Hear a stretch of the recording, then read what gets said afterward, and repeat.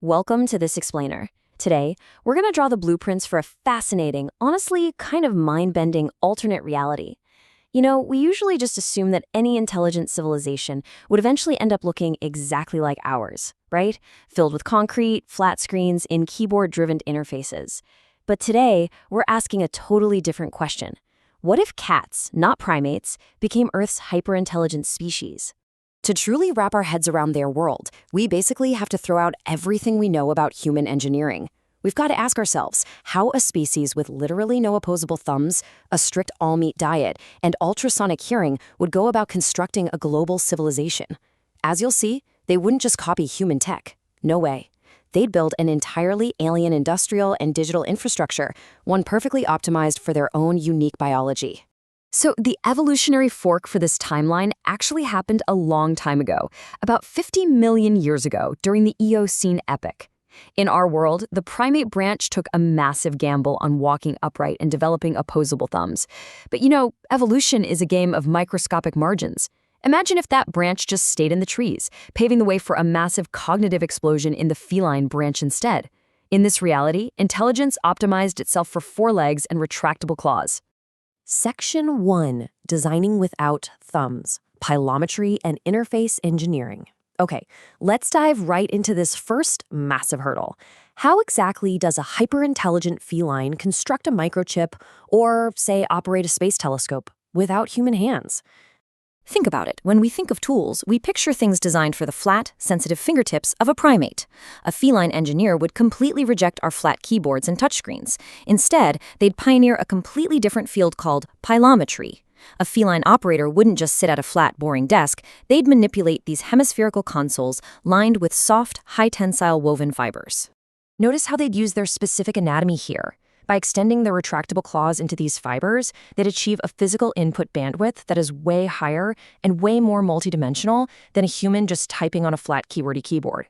Because their claws have these deep neural connections straight to the paw's motor cortex, a single claw stroke pulling on a thread can simultaneously adjust pitch, yaw, and depth in a 3D modeling space with absolute micromillimeter precision.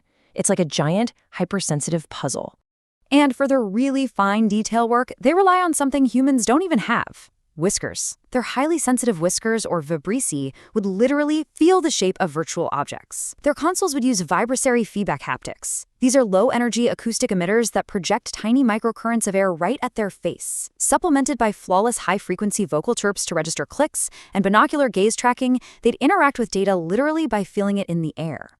Moving on to Section 2, the sensory web. Sight, sound, and scent networks. Let's look at how their completely alien sensory envelope would dictate their digital infrastructure and even their public spaces. Because our televisions look like flickering, poorly colored slideshows to a cat, their monitors would have to be drastically different. Felines possess dichromatic vision, sure, but they can see into the near ultraviolet range, and they process visual information much faster than we do. Their displays would use ultraviolet phosphor emitters operating at massive refresh rates. We're talking upwards of 300 hertz. To a human eye, their screens would just look like a violent flickering purple blur. But to them, it's a crystal clear window of deep spatial data. Their cities would also sound entirely different. Feline hearing extends all the way up to 64 kilohertz, way up into the ultrasonic range. Actually, this is exactly why your cat's ears are always twitching. They're basically highly mobile satellite dishes.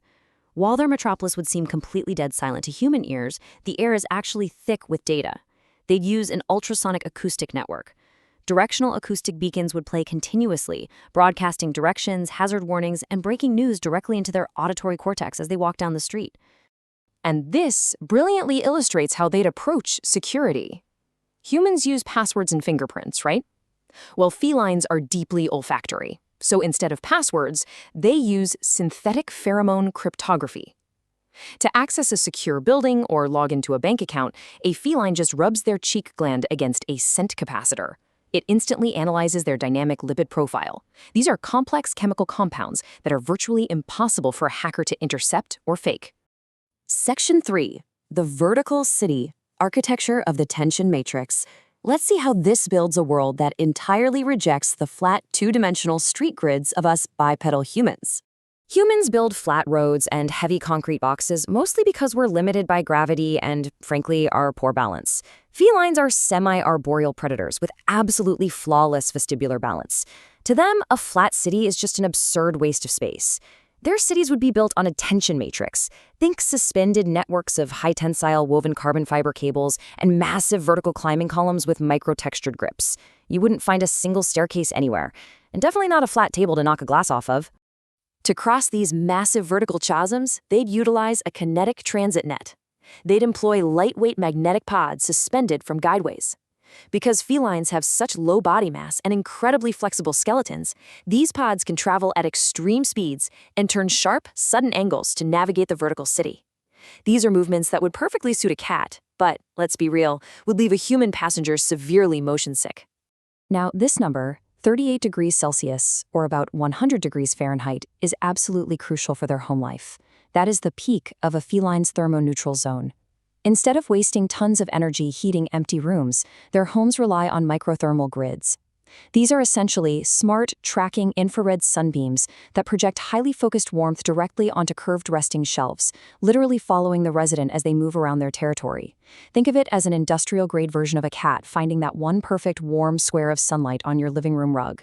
All right, Section 4, the carnivore economy, biotech, and active hunt systems. The crucial point we really have to address next is their dietary biology. As obligate carnivores who absolutely require specific animal nutrients like taurine, how on earth do they feed billions of citizens without triggering total ecological collapse? Humans can sustain massive populations on grains and vegetables, but cats absolutely must eat meat. There's no way around it. In a primitive timeline, this just leads to overhunting and widespread ecosystem destruction. So, to survive and build a modern civilization, their scientists would have had to pioneer cellular agriculture way before an industrial revolution, cultivating pure, nutrient-rich muscle tissue in massive automated in vitro bioreactors. But here's the catch. It's not as simple as just eating synthetic meat from a bowl. Consuming pre-prepared static food actually causes severe cognitive decline and lethargy in felines. To remain psychologically healthy, they literally must engage in the natural predatory sequence. They have to stalk, they have to pounce, bite, and eat. Because of this, citizens don't just pop over to the grocery store. Instead, they purchase active hunting licenses for controlled urban reserves. Their food is packaged into kinetic prey simulators. These are biodegradable, active synthetic organisms that twitch and move erratically. They track and capture this mechanized synthetic prey, completely satisfying both their strict nutritional requirements and their primal psychological needs at the exact same time. This deep respect for their own metabolic efficiency completely dictates their global energy grid. Cats sleep up to 16 hours a day, meaning their cities experience massive, very predictable power shifts. They'd use orbital solar concentrators to beam microwave energy down to Earth, specifically during their highly active crepuscular hours, so at dusk and dawn. Essentially, their entire planetary power grid is designed around the 3 a.m. zoomies. During midday and midnight, when the population sleeps, all that immense power is simply diverted right into the heating and cooling systems. And finally, Section 5, the high ground, space exploration and astrofeline tech. It's only natural that a species whose psychology equates height with safety, clarity, and dominance would view space not just with curiosity, but as the ultimate vertical frontier. Human space travel is a complete nightmare for our biology. But for felines, zero gravity is practically a playground. Because of their inner ear's writing reflex and their highly flexible spine, they almost never experience spatial disorientation. They effortlessly twist and orient themselves midair. This totally eliminates the need for heavy, energy-expensive artificial gravity generators or strapped-in seating. They just bounce between Velcro-lined walls. Plus, their desert-adapted kidneys drastically reduce the amount of heavy water required for a payload. And once they get up there, their astronomers would bypass the visual limits of human telescopes entirely. Using their natural ultraviolet perception, paired with ultra-high-frequency electromagnetic mapping, they'd scan the galaxy with unprecedented detail. They'd be actively searching distant exoplanets specifically for the organic amino acid building blocks of prey. This entire alternate reality proves a pretty profound point, don't you think? An advanced civilization wouldn't just default to human-style technology.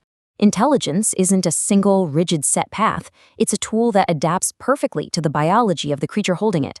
A hyper-intelligent feline empire would build a world of tension cables, high-frequency data, and synthetic prey that perfectly harmonizes with their own unique biological blueprint.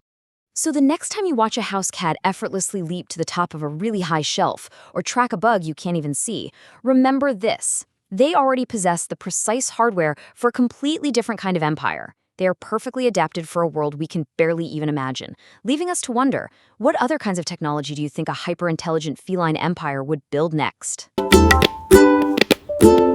Please like and subscribe.